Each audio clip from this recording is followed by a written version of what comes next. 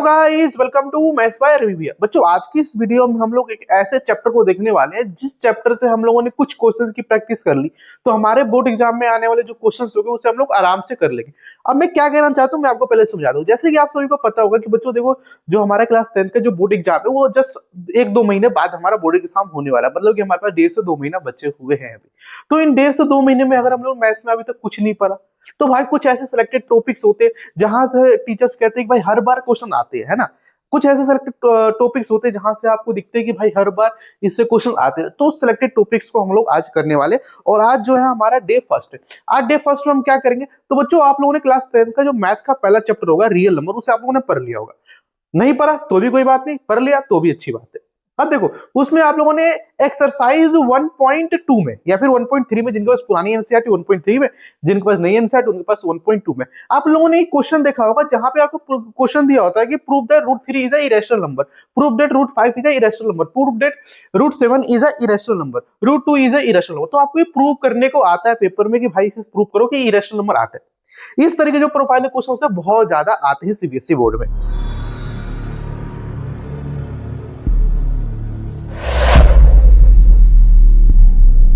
जो आपके board exam में आएगा, यहाँ पे लिखा होगा कि prove that root 3 is a irrational number. Hindi में कहे तो भाई सिद्ध कीजिए कि रूट 3 जो होता है एक अपरिमेय संख्या होती है। ऐसा कुछ आपके पेपर में लिखा होगा, और आगे ये लिखा होगा कि भाई साहब ये 3 नंबर का है, ये 5 नंबर का। अब ये 3 और 5 का क्या फंडा होता है मैं आपको बताया। तो अगर आपका स्टैंडर्ड मैथ है तो 3 नंबर में आएगा, और आपका बेसिक मैथ है तो 5 नंबर में आएगा। अब स्टैंडर्ड मैथ और बेसिक मैथ में क्या फर्क होता है भाई? ऐसा माना जाता है कि जो स्टैंडर्ड मैथ होती है थोड़ी टफ होती है, एंड वो बच्चे लेते हैं जिनको मैथ अच्छी खासी आती है ना। जिनको अच्छी खासी आती है उसे 5 नंबर की 3 नंबर ही देते हैं। और बेसिक मैथ उन बच्चों के पास होती है जिनकी भाई मैथ्स कमजोर होती है, उनके पास आसान क्वेश्चन आते हैं, उनको 5 नंबर थोड़ा घिंच जाते, चीजों को पास करना है, इसलिए ऐसे क्वेश्चन आ जाते हैं। अब अगर आपके पास स्टैंडर्ड मैथ है तो आप 3 नंबर अज्यूम करके चलो, आप बेसिक मैथ है तो 5 नंबर, ठीक है। तो भाई क्वेश्चन है क्या, कहता है कि प्रूव करो कि रूट 3 जो होता है इरेशनल नंबर होता है। यार देखो तो सर, रैशनल नंबर जिसे हम पी अपन क्यू के रूप में लिख सकते हैं, जहां पे जो क्यू होता है वो नॉट इक्वल टू 0 होना चाहिए। जैसे कि मान लो ये हो गया 3/4, ये रैशनल नंबर है, हाँ रैशनल नंबर है। 3/0 क्या सर रैशनल नंबर? नहीं भाई, ये इरेशनल नंबर है। क्यों? क्योंकि सर यहाँ पे जो क्यू था वो 0 हो गया। Q is not equal to 0 होना चाहिए। अगर आपका ऐसा नहीं हो रहा, डेट मींस ये इरेशनल नंबर है।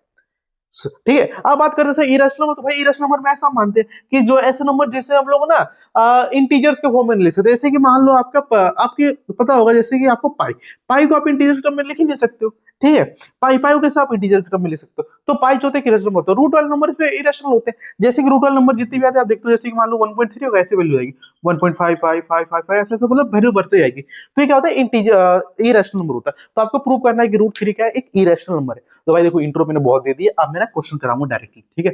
तो देखो क्वेश्चन कैसे करना है। तो देखो यार, स्टेप बाय स्टेप चलना, क्योंकि हर स्टेप के बोर्ड में आपको नंबर मिलेंगे, ठीक है।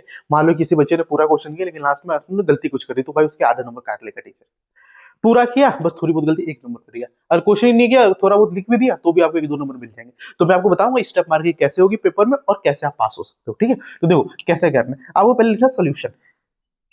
देखो सोल्यूशन में आपको कैसे करना है ये होता। देखो सोल्यूशन में कुछ नहीं करना है, आपको क्या लेना है, let us assume that root 3 is rational number।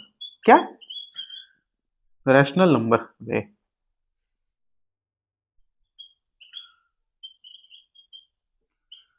आपको क्या लिखना सर?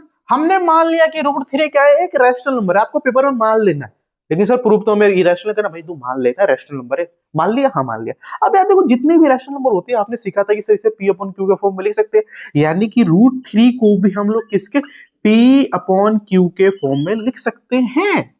ओके, अब यहाँ पे आपको कंडीशन लिखनी पड़ती थी कि सर पी और क्यू आर इंटीजर, पी और क्यू आर इंटीजर्स, और q is not equal to 0, ठीक। ये आपको रैशनल नंबर का पता था। अब इसमें ना एक चीज और लिखनी पड़ेगी। क्या लिखनी पड़ेगी सर? पी और q are coprime number. अब सर को प्राइम नंबर क्या होता है हमें ये नहीं पता। भाई देखो, आपने सुना होगा को प्राइम नंबर्स क्या होता है। ऐसे दो नंबर जिसका जो एचसीएफ होता है ना सर, वो एक आता है। अब एचसीएफ मतलब कि सर कॉमन फैक्टर, जैसे कि मान लो 3 और 5। आपको पता होगा सर 3 और 5 में कोई कॉमन नंबर नहीं आता है। 3 और 5 में सर एक एक आता है, दोनों कॉमन नंबर, उसका एचसीएफ हो जाएगा।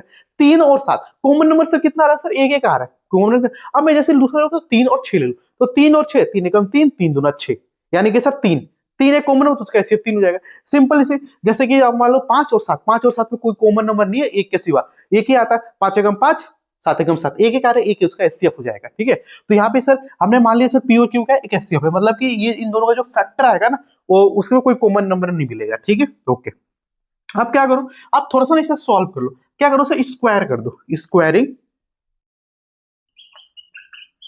Both side. अब मैं क्या कर दिया, दोनों साइड क्या कर दिया, स्क्वायर कर दिया।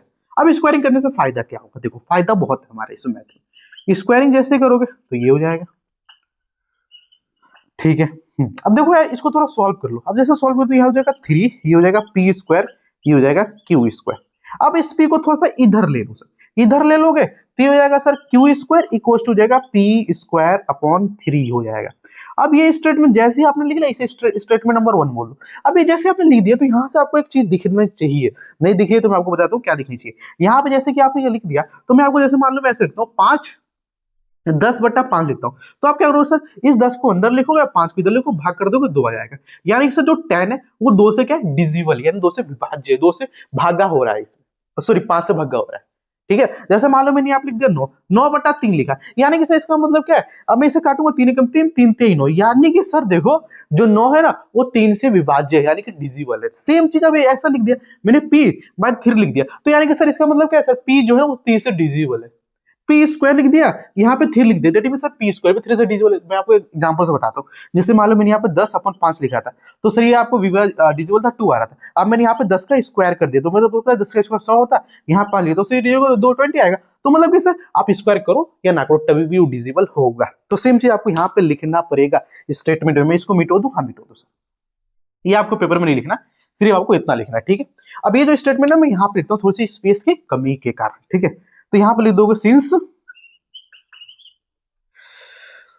p square is divisible by 3, so p also be divisible, ऐसे हो तो so also रुक जाओ, p is divisible by 3, तो यहाँ पे आप एक काम करिए, लिख दो p is also divisible by 3। p भी क्या है सर, वो 3 से डिजिबल है।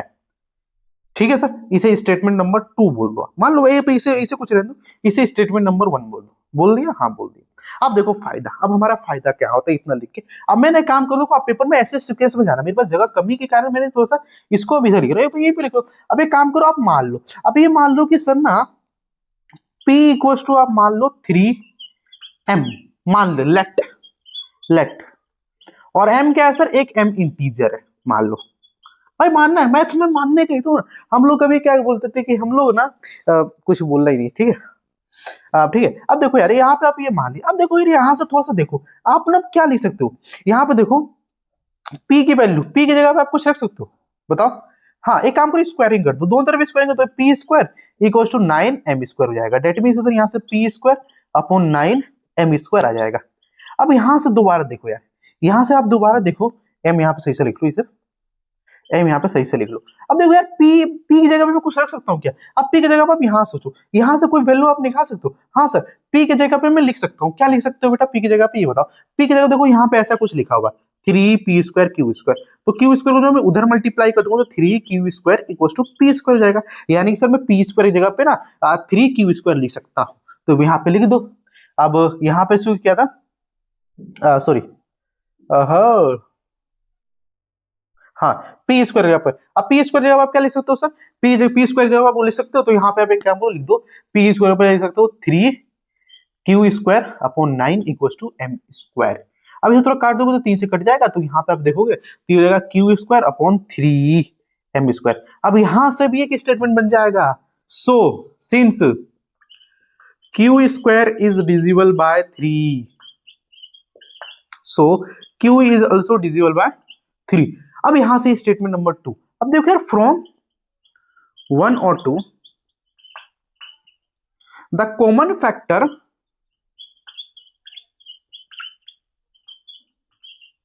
Of p and q R3। अब यार देखो हम लोगों ने इस स्टेटमेंट से इस स्टेटमेंट यानी कि स्टेटमेंट नंबर 1 और स्टेटमेंट नंबर 2 से हम लोगों ने ये निकाल लिया कि जो P और Q है उसका कॉमन फैक्टर 3 है।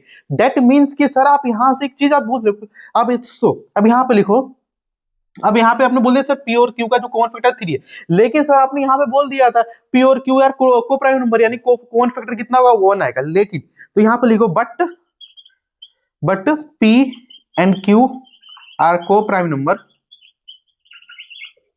so HCF of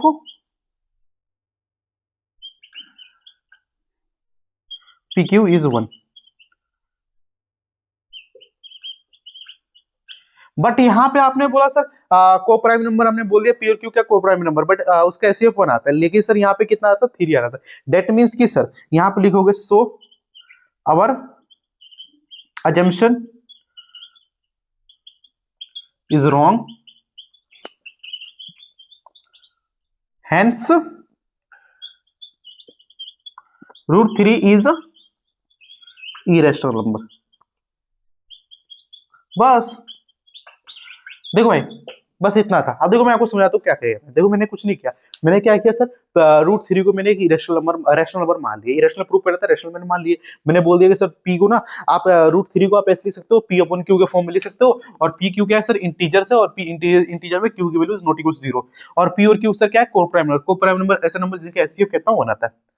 फिर मैंने दोनों तरफ स्क्वायर किया, √3 का स्क्वायर 3 हो जाएगा, P Q मैंने यहाँ से निकाल लिया, तो मुझे यहाँ से लगा भाई देखो P स्क्वायर जो 3 से डिविजिबल हो रहा है तो मैंने वही लिख दिया, और P भी 3 से डिविजिबल होता है, यानी कि इसका स्टेटमेंट नंबर 1 मैंने यहाँ से बना लिया। फिर मैंने यहाँ पे P को मैं 3m के इक्वल मान लिया, अब मैंने लेट कर लिया। अब लेट करके इसे पूरा प्रूफ किया, तो मैंने यहाँ से एक चीज और देखी, जो Q है ना वो भी 3 से डिविजिबल हो रहा है। अब यानी सर 2 नंबर हो रहे हैं, Q भी P हो रहा है और एक Q हो रहा है, दोनों सर 3 से डिविजिबल हो रहे हैं। डेट मींस सर उनका कॉमन फैक्टर कितना 3 है। बट सर हमने क्या माना था, जिसका कॉमन हमने इसे को प्राइम नंबर माना था, को प्राइम नंबर जिसका HCF 1 आता है, बट इसमें कितना 3 आ रहा है। डेट मींस सर हमारा कॉन्ट्रडिक्शन जो था, हमारा जो मानना था ना वो गलत हो गया। तो हमने यहाँ पे लिख दिया कि हमारा मानना था गलत हो गया, इसलिए जो √3 क्या है एक इरेशनल नंबर है। तो देखा इतना आसान होता है प्रूफ, बस थोड़ा सा देखो तो भाई देखो क्वेश्चन बड़ा है, यहाँ से बड़ा क्वेश्चन इसलिए तो 3-5 नंबर में आता है, बड़ा क्वेश्चन है। अब यहाँ पेपर वाले क्या करेंगे, पेपर वाले यहाँ पे मान लो यहाँ पे रूट, पहले फोटो खींच लो भाई, खींच लिया फोटो। अब मान लो पेपर वाले यहाँ पे √7 लिख देंगे। अब यहाँ पे 7 लिखा तो आप यहाँ पे 7 लिखो, 7×49 लिख दोगे। फिर यहाँ पे आ जाएगा सर, बोल दोगे सर P स्क्वायर 7 से डिविजिबल है, एक स्टेटमेंट बन जाएगा। फिर दूसरे में आप लिख दोगे सर Q स्क्वायर भी 7 से डिविजिबल है, यानी कि सर इनका कॉमन फैक्टर कितना इतना हो रहा है। तो आप ऐसे करके बहुत सारे क्वेश्चन कर सकते हो, ठीक है। तो ये हमारा टाइप 1 था, ठीक है। और आज की इस वीडियो में सिर्फ इतना ही। और जो आपका √2 √5 √7 यहाँ पे √2 का आ रहा होगा, √5 का, और यहाँ पे √7 का आ रहा, देख लेना, ठीक है। तो हम अब मिलते हैं अब नेक्स्ट वीडियो में नेक्स्ट टॉपिक के साथ। तब तक के लिए भाई जय हिंद और जय भारत। तो ध्यान से चैनल को सब्सक्राइब कर लेना।